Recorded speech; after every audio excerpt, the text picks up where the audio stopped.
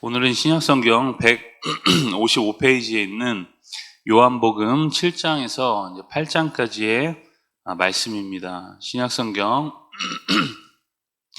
155페이지에 있는 요한복음 7장과 8장의 말씀입니다.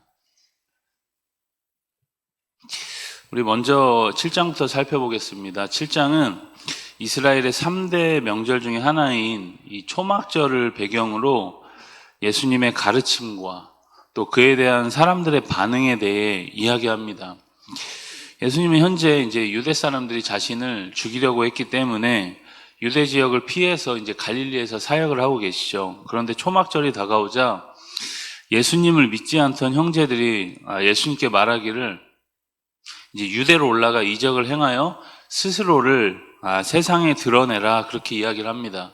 이게 무슨 말입니까?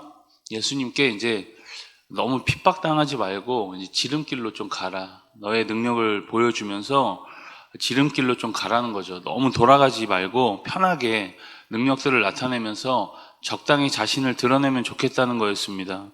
그런데 예수님은 자신의 때가 아직 이르지 않았다고 말씀하시면서 그들의 요청을 거부하시죠. 그러나 이제 10절부터 보시면 예수님이 명절을 지키러 이제 조용히 또 유대로 올라가신 일들을 소개하고 있습니다. 예루살렘 성전으로 가시죠. 그곳에서 이제 무리들을 가르치기 시작합니다. 그런데 유대인들이 놀라죠. 예수님이 정식으로 배우지도 않았는데 어떻게 이렇게 말에 능통하고 학문에 능통한지 의아했던 겁니다. 예수님은 자신이 전하는 이 교훈이 하나님으로부터 나온 것이고 하나님의 뜻을 행하려고 하는 사람은 이 교훈이 하나님께로부터 이제 왔음을 알 것이라고 말씀합니다. 여러분, 마찬가지 반응이 세상에서 이제 나오죠. 세상 사람들은 교회에서 말하는 이 말씀들이 이제 잘 이해가 되지 않습니다. 왜냐하면 이 말씀들이 나와는 전혀 상관이 없다고 생각하고 또 상관이 없기 때문에 그 말씀을 따를 이유도 또 의지도 없는 것입니다. 그러나 우리는 이 말씀들이 하나님께로부터 왔음을 우리가 잘 압니다. 왜냐하면 그 말씀들에 우리가 순종해보고 또 따라가다 보면 이것이 틀림없고 확실하기 때문인 거죠. 어쨌든 예수님은 이렇게 교훈을 그들에게 주시면서 36절까지 이외에도 또 여러 교훈들을 주십니다. 37절부터는 이 생수의 강에 대해서 말씀하시면서 누구든지 목마르거든 내게로 와서 마시라, 그렇게 말씀합니다. 우리 38절 말씀을 같이 함께 읽겠습니다. 7장 우리 8절의 말씀 함께 읽습니다. 나를 믿는 자는 성경의 이름같이 그 배에서 생수의 강이 흘러나오리라 하시니, 나를 믿는 자는 뭐라고 하죠? 성경의 이름같이 그 배에서 생수의 강이 흘러나오리라. 여기서 말하면 여러분, 생수의 강은 구체적으로 보자면 이제 성령을 의미합니다. 예수님을 믿는 자들이 받을 성령에 관한 것이죠. 이 성령은 예수님께서 죽으시고 부활하신 이후에 믿는 자들에게 부어질 새 언약의 가장 분명하고 확실한 증표였습니다. 성령이 부어지면 이제 영적 해가를 넘어서서 다른 사람들의 목마름까지 해결해 주는 이제 생수의 통로가 되는 거죠. 여러분, 이러한 가르침을 어떤 사람은 믿고 어떤 이들은 믿지 않습니다. 그런데 대제사장들과 바리새인들이 예수님을 잡아오라고 보낸 아라시 사람들이 예수님의 가르침에 깊은 인상을 받게 되죠. 이러한 이야기가 이제 7장에 소개되고 있습니다. 8장으로 가시면 8장은 간음 중에 잡힌 여인에 대한 이야기와 예수님께서 자신을 이제 세상의 빛으로 소개하시면서 동시에 여러 논쟁들이 8장에 소개됩니다. 예수님께서 성전에서 백성들을 가르치실 때 서기관과 바리새인들이 음행하다가 현장에서 잡힌 여인을 끌고 오죠.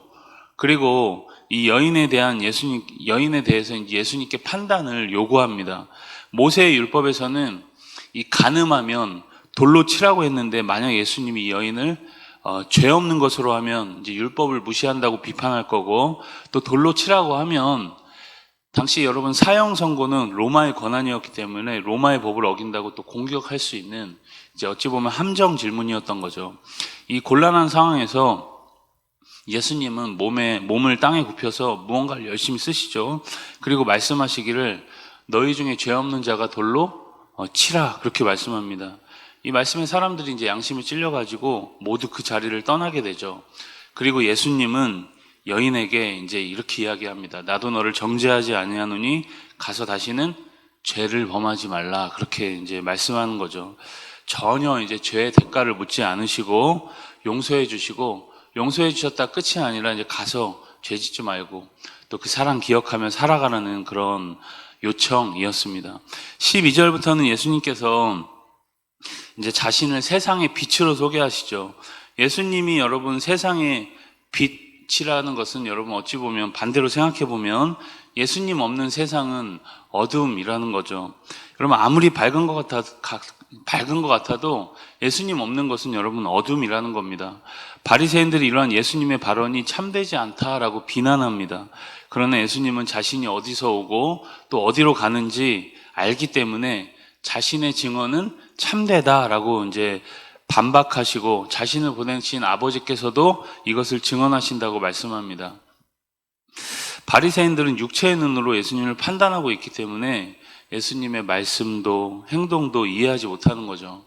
그러면서 21절부터 또 다른 이제 논쟁이 시작됩니다. 21절에 보면 예수님은 그들이 예수님을 찾다가 죄 가운데서 죽을 것이고 자신이 가는 곳에 이제 오지 못할 것이라고 그렇게 말씀합니다. 그러면서 아주 중요한 말씀을 하시죠.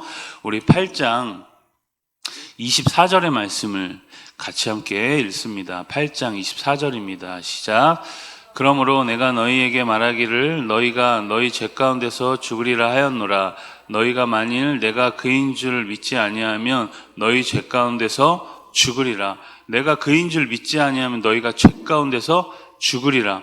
여기서 여러분 너희가 만일 내가 그인 줄 믿지 아니하면 이라고 말할 때 내가 그라는 말씀은 모세가 하나님이 말씀하셨을 때 나는 스스로 있는 자다라고 말씀하신 그 하나님의 이름을 헬라어로 그대로 옮긴 겁니다. 이게 무슨 말일까요? 여러분 예수님 자신이 영원하신 하나님이라는 것을 지금 나타내는 말씀인 겁니다. 그 예수님을 믿지 않으면 죄 가운데 죽을 것이다 라는 것이죠. 예수님이 하나님이심을 믿지 못하는 것이 가장 본질적인 죄다라는 것을 지금 예수님이 확인시켜 주는 겁니다. 여러분 기독교는 도덕 종교가 아닙니다. 우리가 오해하시면 절대 안 됩니다. 기독교는 도덕 종교가 아닙니다. 도덕적 요소가 있지만 도덕이 중요한 것은 아니라는 거죠. 진리 대신 예수님을 모시지 않느냐가 중요한 거죠.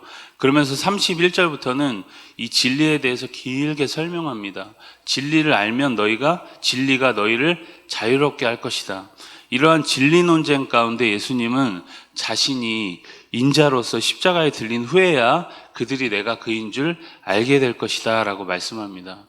우리는 예수 그리스도가 단순한 도덕 선생이나 또 선지자가 아니라 세상의 구원자이자 영원한 하나님의 본체이심을 기억할 수 있길 바랍니다. 오늘 우리가 빛 되시고 진리 되시며 스스로 계신 그 예수님을 기억하시면서 삶의 모든 현장에서 이 진리 되신 주님 붙들고 오늘도 승리할 수 있길 주님의 이름으로 축원드립니다. 우리 요한복음 7장과 8장의 말씀을 경청합니다.